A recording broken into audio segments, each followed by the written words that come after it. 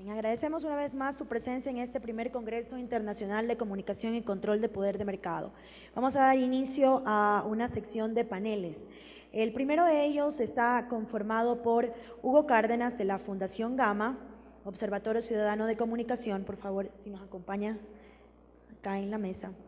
Y además estará con nosotros Luis Onofa, coordinador de comunicación de la Casa de la Cultura. Luego vendrán observaciones de parte de los funcionarios de la Superintendencia de Control de Poder de Mercado. El tema de este panel es el control, vigilancia y participación ciudadana para el buen desenvolvimiento del sector, Observatorio Ciudadano, resultados e impactos. En este momento doy la palabra a Luis Onofa.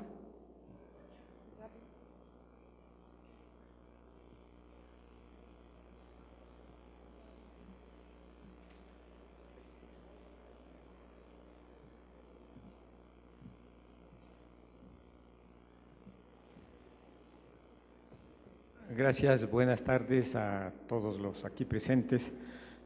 Yo quisiera comenzar en primer lugar agradeciendo la invitación que nos ha formulado la Superintendencia de Control de Poder de Mercado para participar en este panel.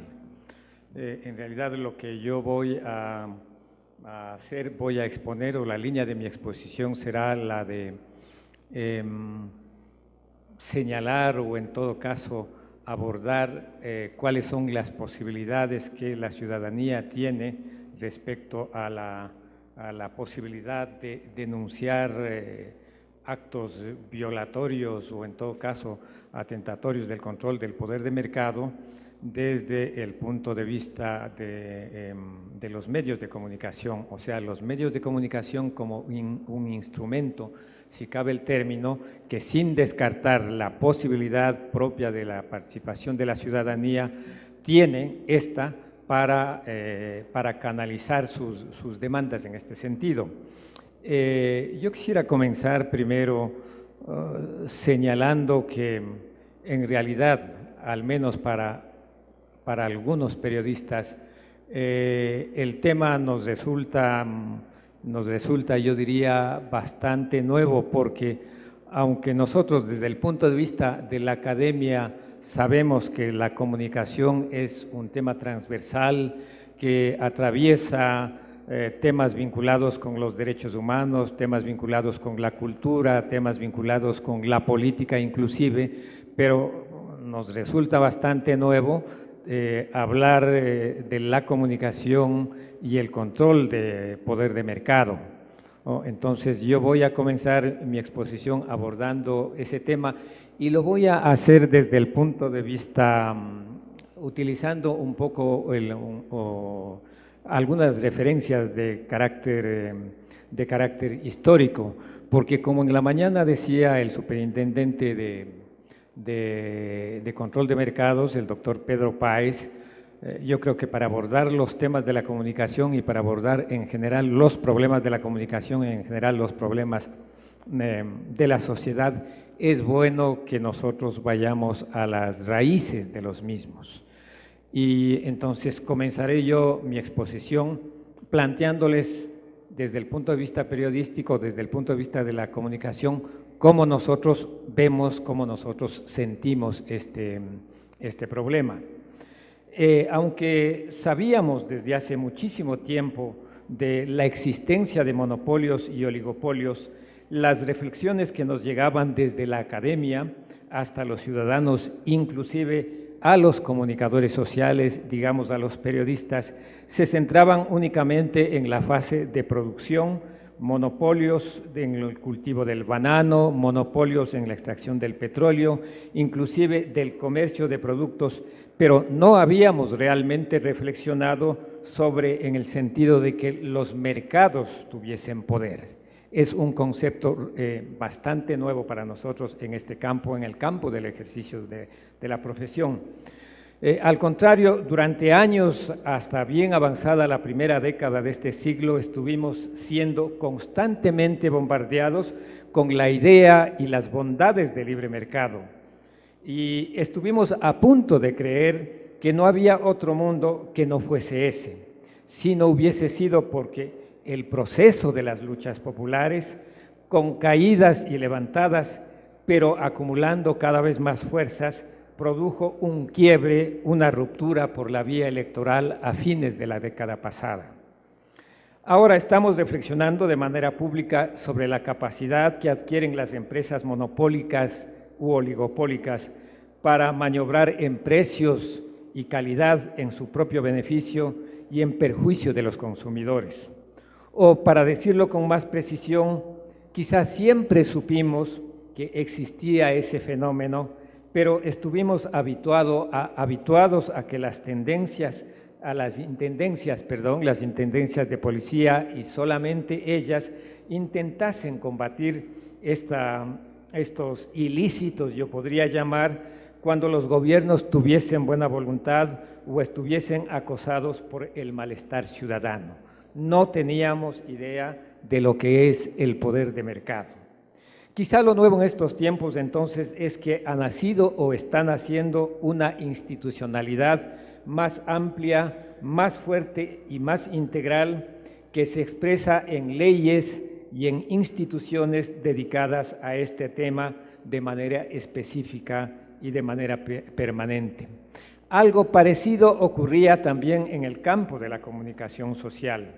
Ocurría que, haciendo un símil con aquella idea que ya se ha vuelto un lugar común y que se habla del país profundo, diríamos que conocíamos poco de lo que es la comunicación profunda, especialmente de aquella que se denomina comunicación de masas.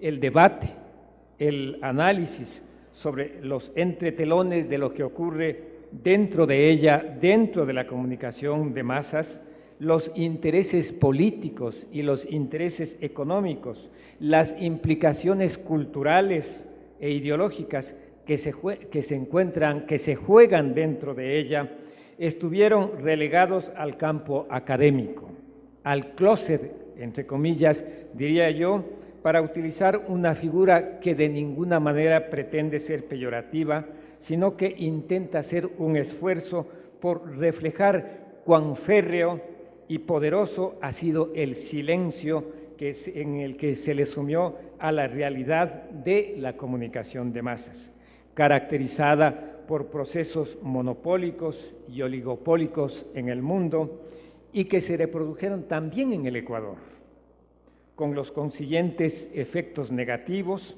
sobre el derecho ciudadano a una información que responda al interés general y mayoritario de la sociedad y no de intereses particulares únicamente.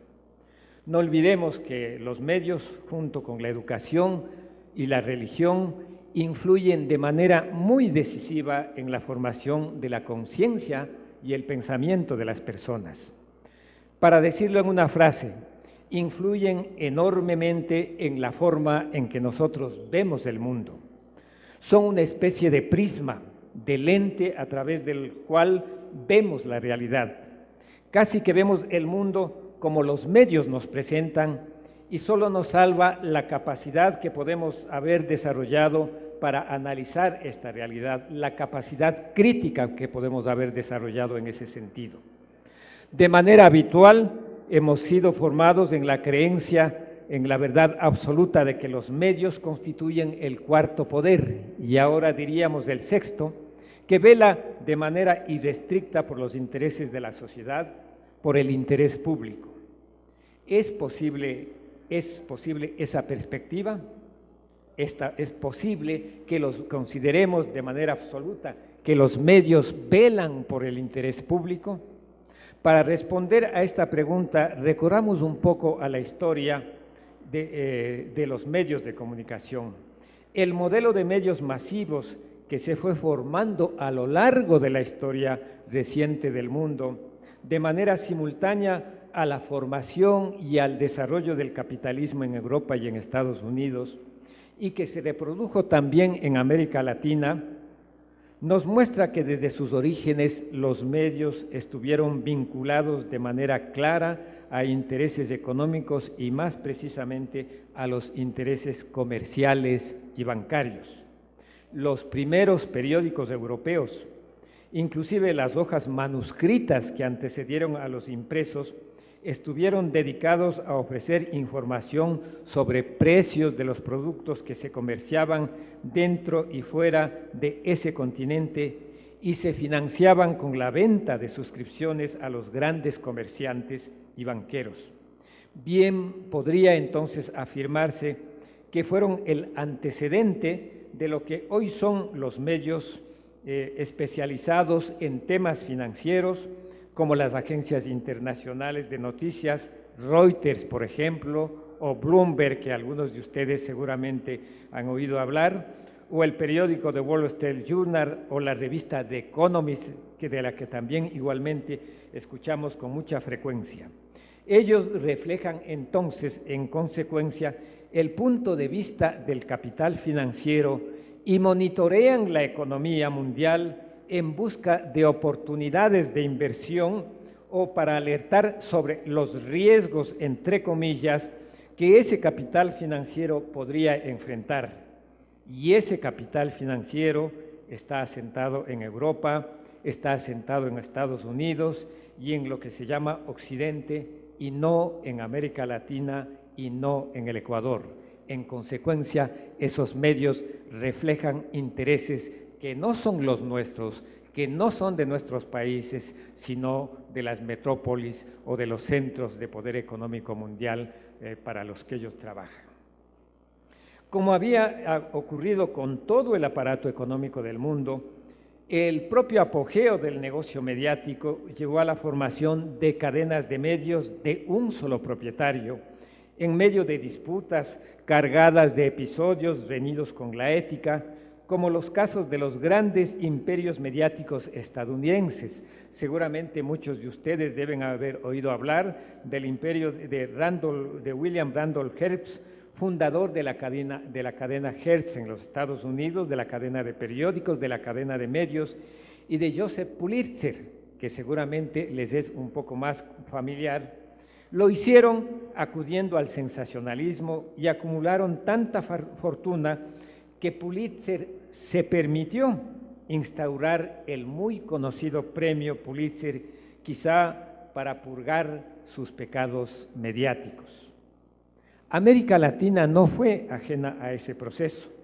En todos los países aparecieron familias y apellidos que florecieron en el negocio de diarios, de revistas, de radios, de canales de televisión y ahora en la explotación de las nuevas tecnologías como la telefonía celular.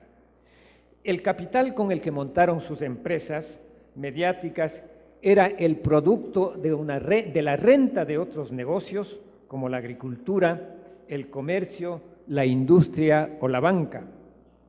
En otros ocurría un proceso al revés, cabalgando sobre el poder político que proporciona el ser dueño de un medio de comunicación, extendieron sus inversiones a otros sectores de la economía. En la historia de los medios, en nuestro subcontinente, en América Latina y en Sudamérica, son conocidos los apellidos Mitre en Argentina, me refiero a la propiedad de los medios de comunicación, de los periódicos.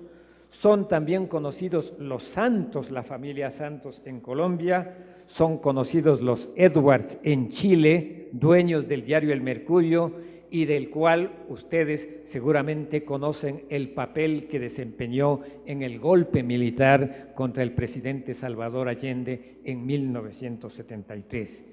E igualmente son conocidos los Miró Quesada en el Perú. En el Ecuador también hay familias que igualmente son conocidas como propietarios de medios de comunicación. Allí están en Quito, los Mantilla, los Pérez Perazo y los Alvarado Roca en Guayaquil, y también aquí en Cuenca ustedes conocen, saben que existen familias propietarias de medios de comunicación. En algunos casos, como en el caso del desaparecido Grupo Granda Centeno, que que ustedes recordarán fue dueño del canal de televisión Teleamazonas y también del diario El Tiempo igualmente. Perdón, el canal Teleamazonas no ha desaparecido, pero el diario El Tiempo sí desapareció.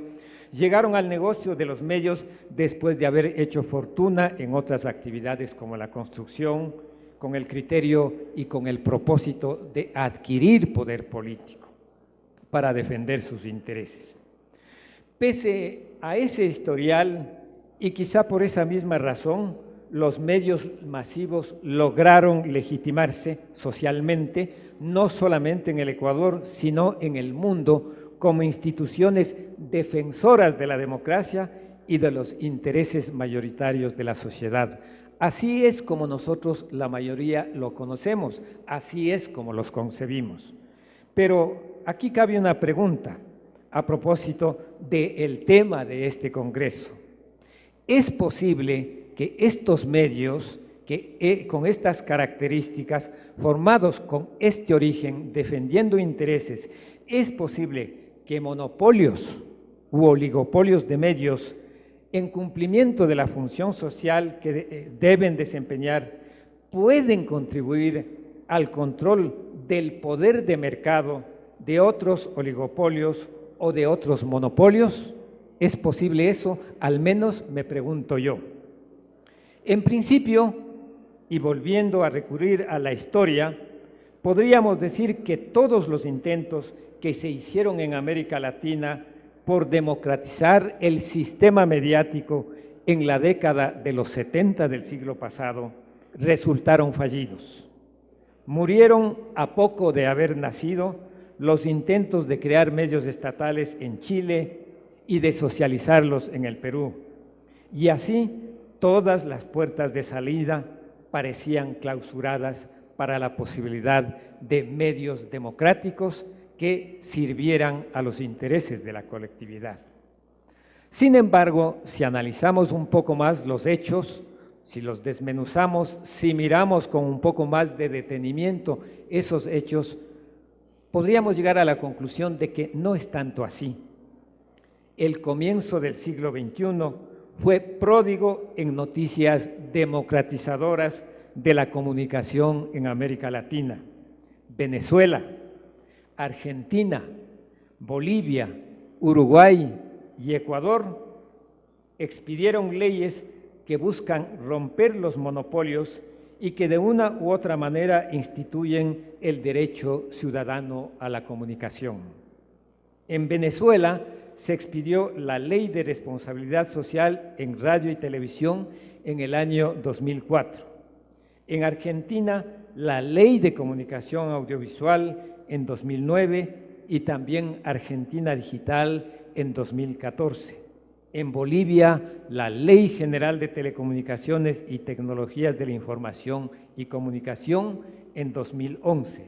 En Uruguay, la Ley de Medios Audiovisuales en diciembre de 2014. Y en Brasil se inició el debate legislativo de su Ley de Medios en enero de 2015.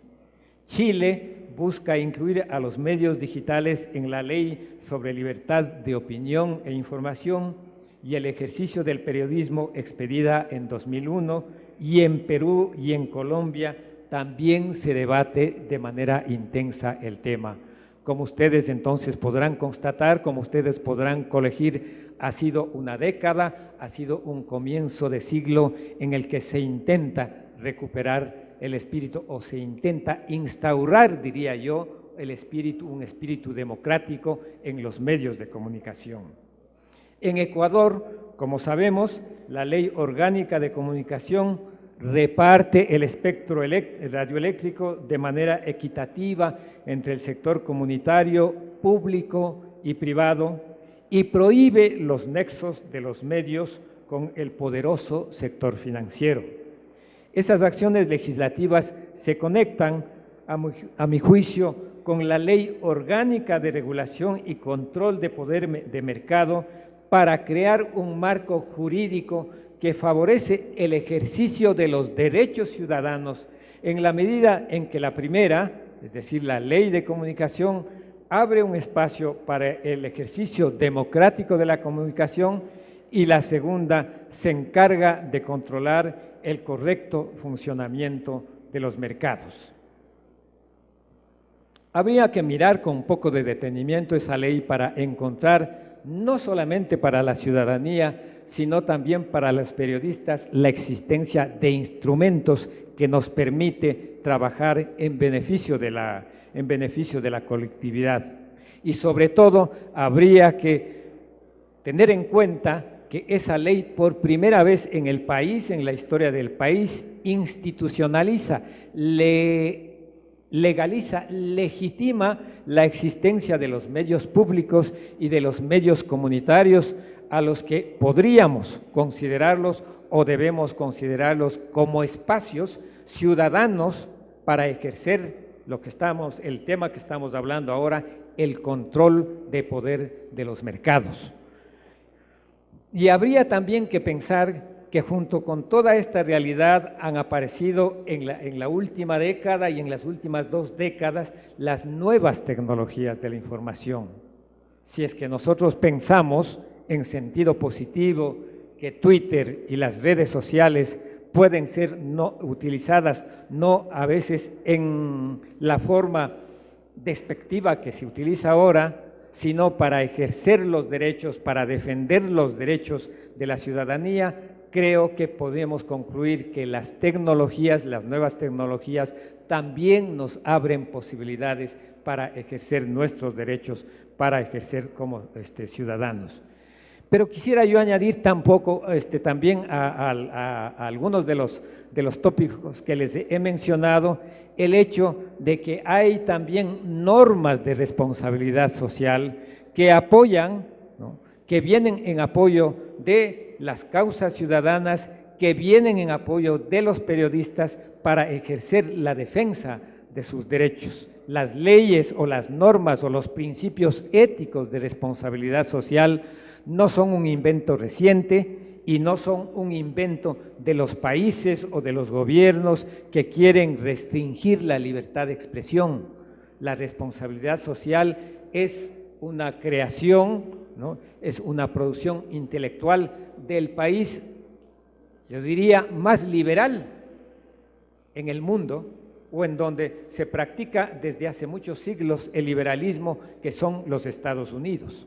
Allí se originan los principios de responsabilidad social que establecen, que estipulan que los medios de comunicación no solamente tienen funciones de rentabilidad, sino que también tienen compromisos de cara a la sociedad.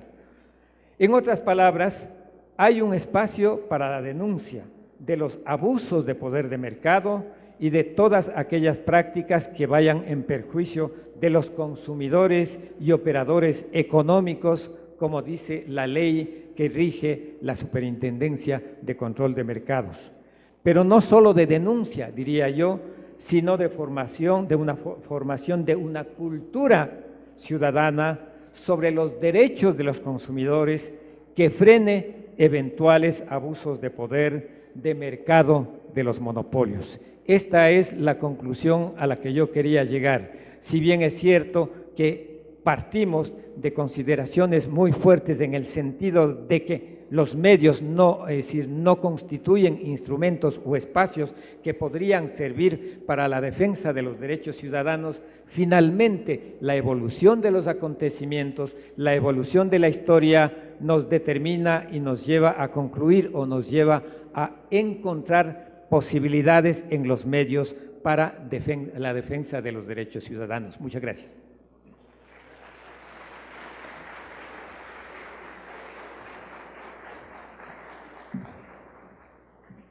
Agradecemos la participación de Luis Onofa, coordinador de comunicación de la Casa de la Cultura. En este momento damos paso a Hugo Cárdenas, de la Fundación Gama.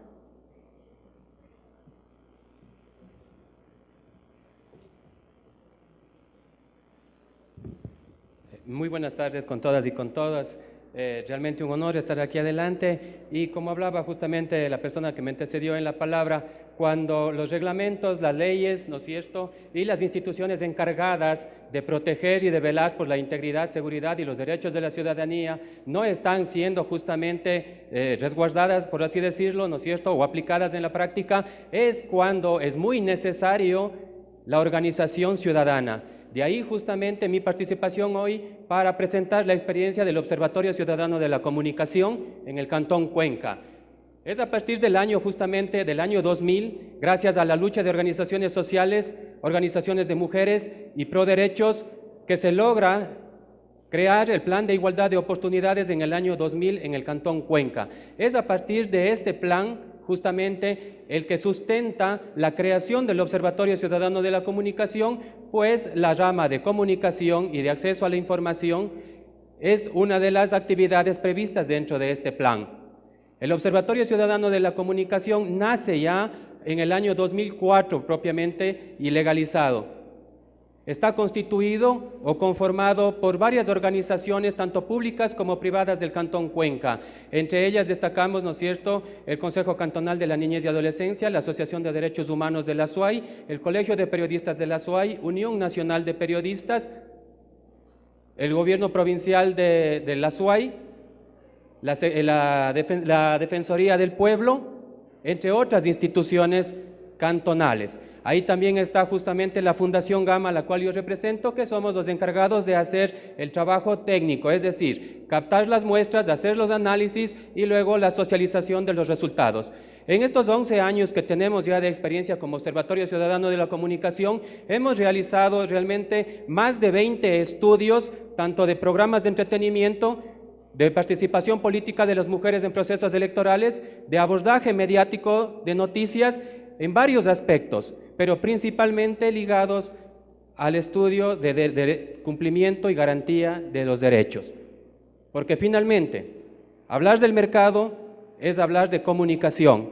La comunicación, o por así decirlo, los medios de comunicación, tienen un papel importante en la configuración de imaginarios sociales colectivos. Es decir, si los medios de comunicación están constantemente repitiendo una publicidad, justo ayer leía en un diario español que todas las personas estamos sometidas o recibimos 3.000 publicidades diarias. Desde que nos levantamos, estamos con la radio, estamos con la televisión, estamos con el internet y en todos esos espacios están llegándonos, ¿no es cierto?, publicidades, de una manera directa o indirecta. Viajamos en el carro, llegamos a la oficina, salimos al centro comercial, constantemente estamos siendo bombardeados por publicidades. En ese sentido, la ciudadanía somos solo consumidores, no somos ciudadanos como tal. Por lo tanto, el mercado, a través de los medios de comunicación, influyen y desarrollan mecanismos para buscar o generar, vender a este grupo de consumidores y de consumidoras. Es decir, ¿en dónde quedan nuestros derechos? Perdemos esa calidad de sujetos y portadores de derechos para convertirnos simplemente en seres pasivos, a los cuales nos bombardean constantemente de publicidades. En la mañana veíamos publicidades engañosas, publicidades desleales, ¿no es cierto?, todo tipo de publicidades. Pero también es importante, y ese es el papel del Observatorio Ciudadano de la Comunicación, en el realizar análisis de publicidades sexistas y de contenidos. En ese sentido, nosotros desde el Observatorio Ciudadano de la Comunicación generamos un espacio de encuentro e interacción entre las instituciones, la ciudadanía y los medios de comunicación locales y nacionales, para generar conciencia sobre el tipo de publicidades que estamos recibiendo constantemente. A través del Observatorio Ciudadano de la Comunicación, nosotros generamos estudios en distintas áreas, que como le decía ya en la mañana otro expositor, a muy pocas empresas, a muy pocas instituciones les interesa que haya este tipo de estudios, porque revela las tendencias de consumo, los agrados o desagrados de la sociedad. Y en ese sentido quedan descubiertas muchas prácticas discriminatorias, prácticas excluyentes que limitan el ejercicio de derechos de la ciudadanía en general. Pues si bien es cierto, tenemos nosotros leyes, reglamentos, convenios nacionales e internacionales que en la vida práctica no están siendo respetados. De ahí justamente la importancia de la organización social como un mecanismo de evaluación, seguimiento y veeduría social. Aparte también nosotros realizamos investigación, es importante trabajar el eje de capacitación. Necesitamos formar y capacitar a personas de todas las instituciones relacionadas con comunicación y con agencias de publicidad, porque es importante justamente que vayan incorporando en su día a día aspectos legales, pero también aspectos técnicos que no limiten la participación o el ejercicio de derechos ciudadanos de ningún grupo de atención de nuestra sociedad. Y claro, un observatorio tiene que también ser participativo. No tendría sentido de ser si nos limitamos únicamente a lo teórico. De ahí la importancia justamente de fomentar la participación ciudadana, pero además de tomar su opinión. En ese sentido, nosotros generamos cada año el Salón de la Comunicación, que es un espacio de exposición de una muestra de publicidades en las cuales la ciudadanía participa abiertamente, pero además tomamos su opinión sobre un grupo de publicidades que están expuestas para que sancionen o para que premien en sus contenidos. Les voy a presentar un video corto para hacerles un poco más visual del trabajo que realiza el Observatorio Ciudadano de la Comunicación como tal. Por favor, si me ayudan con el video.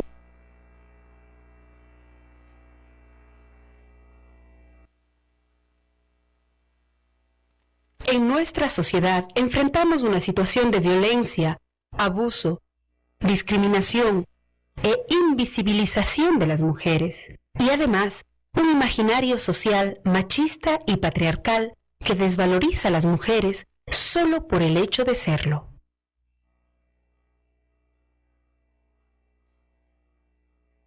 Como parte del primer plan para la igualdad de oportunidades entre mujeres y hombres del Cantón Cuenca, nace el Observatorio Ciudadano de la Comunicación en el año 2004. El objetivo del Observatorio Ciudadano de la Comunicación es justamente aportar al cambio de estos imaginarios sociales que sustentan inequidades. Para alcanzar sus objetivos, el equipo técnico del OCC analiza los mensajes publicitarios, las noticias y los programas de entretenimiento. En los estudios de entretenimiento, encontró que este tipo de programación normaliza la discriminación a través de la consolidación de estereotipos. Los estudios de mensajes publicitarios nos mostraron que hay un refuerzo de roles y atributos de género. Y finalmente, en el caso de las noticias, se observa que las mujeres no están presentes en el quehacer público, político, social o cultural de nuestra sociedad. En el OCC, la participación ciudadana es clave. Las ciudadanas y ciudadanos pueden expresar sus opiniones sobre los productos mediáticos contactando telefónicamente al OCC o participando directamente en el Salón de la Comunicación. El Salón de la Comunicación es una exposición pública de una muestra de mensajes mediáticos difundidos en la ciudad de Cuenca a través de la radio, la prensa, la televisión y las vallas o gigantografías. El salón es un espacio de observación y capacitación, donde la ciudadanía puede pensar críticamente sobre los mensajes sexistas y los mensajes no sexistas. En los mensajes sexistas, las mujeres son presentadas con 3 estereotipos. Mujer objeto. Las mujeres son presentadas de manera fragmentada. Como consecuencia, se percibe a la mujer como algo y no como alguien. Mujer madre, esposa, ama de casa. Cuando se presenta a las mujeres en roles tradicionales de género, este tipo de imagen refuerza mitos y creencias sobre la existencia de un único destino para las mujeres: hacer una familia a quien cuidar y servir. Mujer objeto sexual. Cuando se muestran como seductoras, coquetas, provocativas y dispuestas. El efecto de estas imágenes es percibir a las mujeres como objetos al servicio de los hombres, y se esfuerza así un pensamiento que normaliza, por ejemplo, la violencia sexual. Aunque la mayoría de los mensajes de los medios de comunicación refuerza estereotipos, existen algunos que presentan imágenes alternativas sin estereotipos de género y que aportan a la equidad.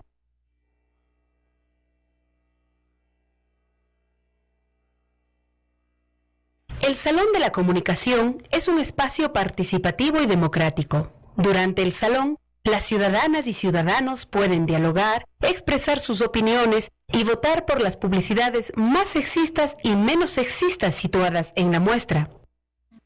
Un antisexista es como el que ve el número 8, la valla número 8, donde que un hombre le está abrazando a otro hombre. Porque eso es súper bien. ¿Por qué nosotros solo privarnos y decir no, un abrazo a un hombre, eso no es en la sociedad? Sí es en la sociedad. Los hombres también sentimos afecto, también podemos dar afecto. Pienso que la propaganda más sexista fue la de Roger Wilson, puesto que le compara a una mujer con un objeto, y pienso que no tiene nada que ver el cuerpo de una mujer semejante a una brocha que solamente es un objeto, y es algo que es desechable, y la mujer no pienso que tiene el mínimo valor de ser desechable. Estas publicidades han sido seleccionadas con base en el estudio técnico y en la opinión ciudadana recibida telefónicamente durante todo el año. Con base en las fichas de votación recibidas en el salón, la municipalidad entrega la presea Dolores J. Torres y el OCC entrega el Premio Equidad como un reconocimiento a las publicidades que presentan mensajes positivos y que aportan para la construcción de un nuevo imaginario social en las relaciones entre mujeres y hombres. Para plasmar el sentir ciudadano frente a mensajes que denigran a las mujeres y que fortalecen la situación de violencia, de subordinación y de discriminación, existen 3 sanciones que son entregadas por la ciudadanía a través del OCC. Estas son ignominia, ultraje y vergüenza. La movilización de la sociedad en torno a la exigibilidad y a la demanda de una producción mediática constructiva es clave. El OCC es un espacio creado justamente para ello. Le invitamos a ser parte.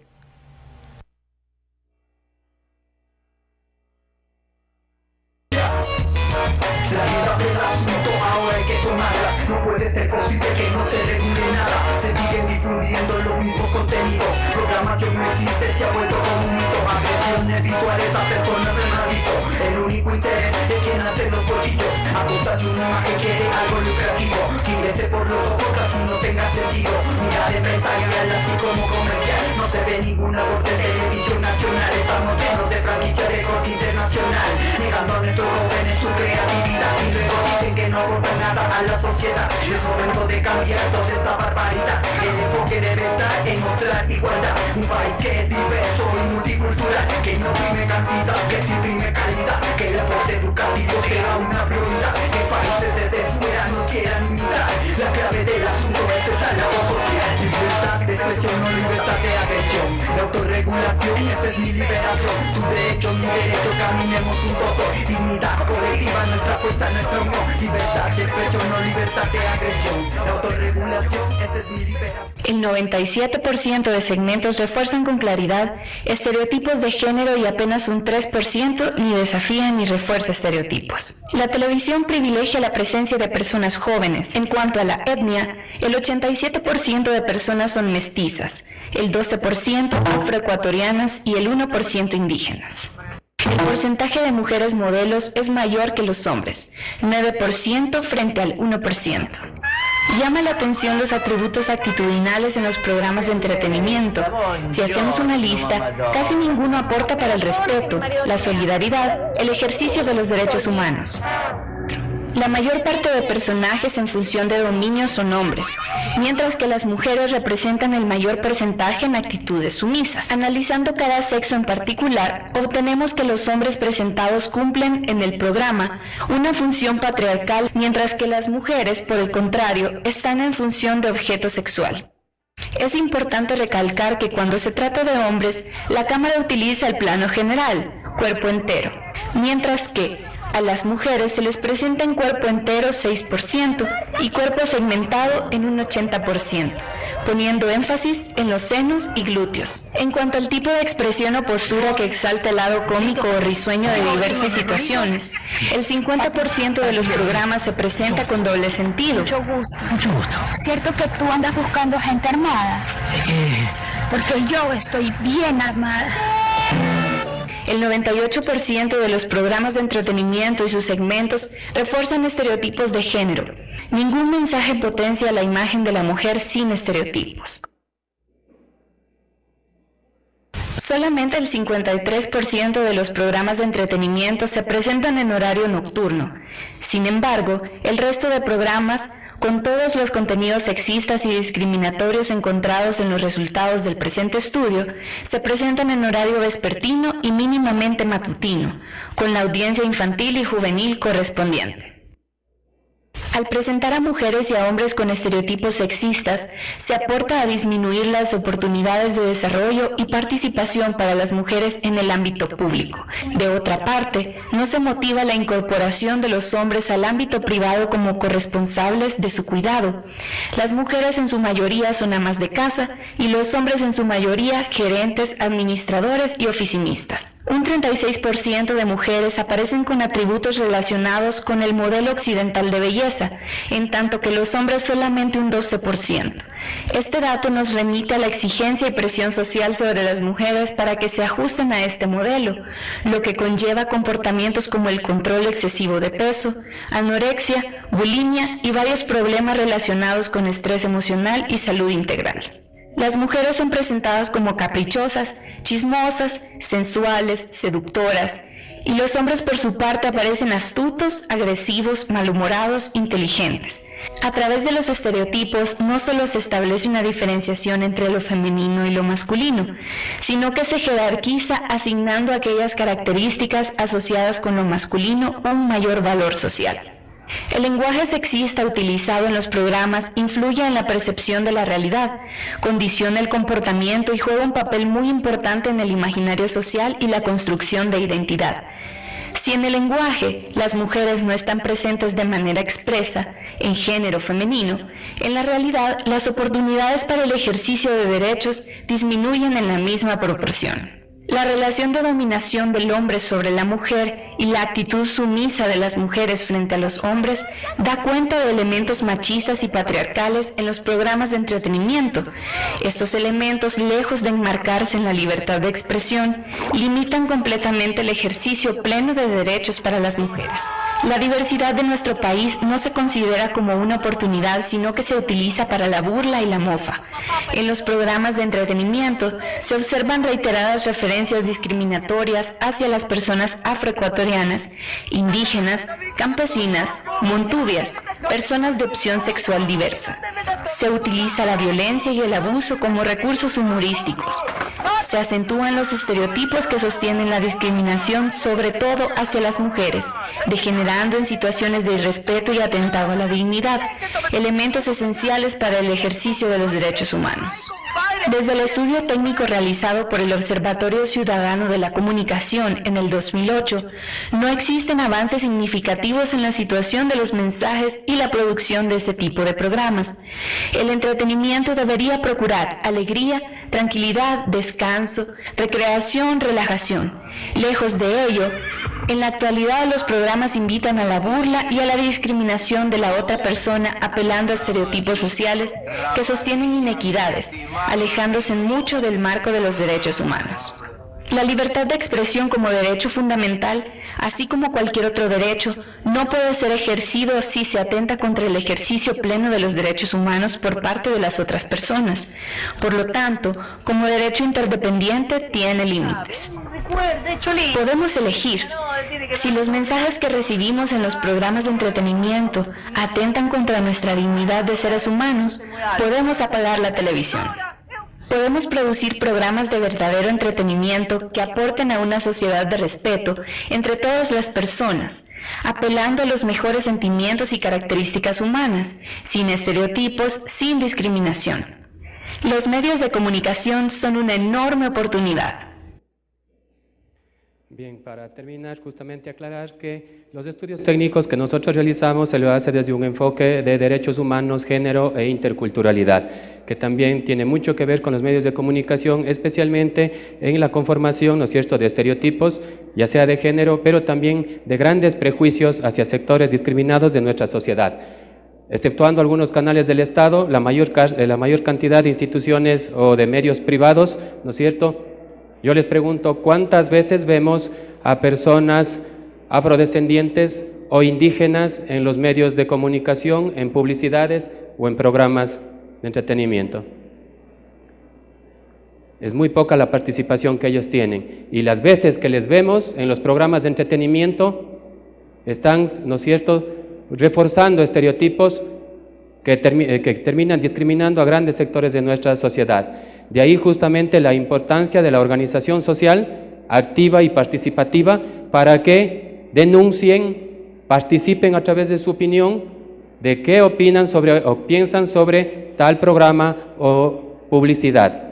En ese sentido, el Observatorio Ciudadano de la Comunicación les invita a que visiten nuestra página web como gama@gamaecuador.org, al Facebook como OCC Cuenca. También tenemos una aplicación móvil para teléfonos inteligentes que es Observ App, y eso les permite interactuar en cualquier lugar del país en el que ustedes se encuentren, descargan una fotografía o publicidad que ustedes consideren atenta contra los derechos humanos y nos llega a nosotros en tiempo real para tomar la muestra para el siguiente estudio técnico, que justamente ya a partir de mayo comenzó nuevamente la recolección de denuncias y de publicidades con el pretexto del Día de las Madres. En ese sentido, el Observatorio Ciudadano de la Comunicación espera que ustedes participen y se junten al trabajo que venimos haciendo ya durante 11 años. Muchas gracias.